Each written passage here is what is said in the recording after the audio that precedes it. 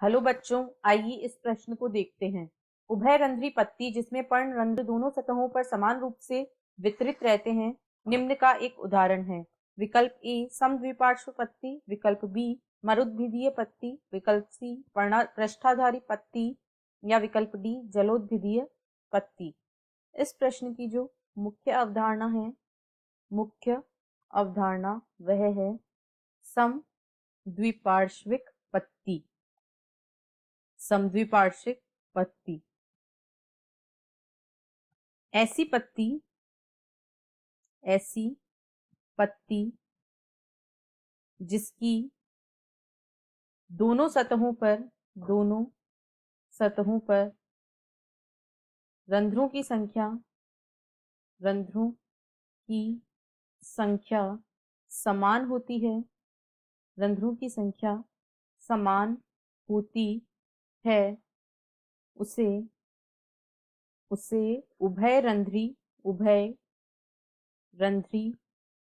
या समद्विपार्श्विक पर्ण कहा जाता है। उसे समद्विपार्श्विक पर्ण कहा जाता है। अधिकांश एकबीजपत्री पादपों की पत्तियां इसी प्रकार की होती हैं। अधिकांश एकबीजपत्री पादपों में जो पत्तियां होती हैं वे इसी प्रकार की होती हैं, जिनमें जो रंध्र है वे पत्ती की दोनों सतहों पर समान संख्या में पाए जाते हैं।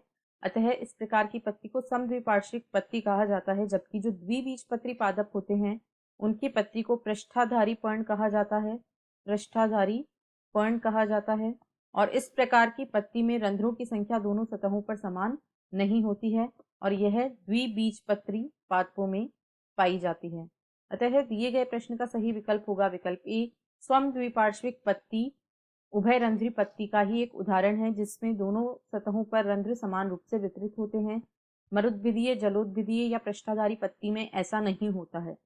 आशा है आपको प्रश्न समझ आया होगा। धन्यवाद।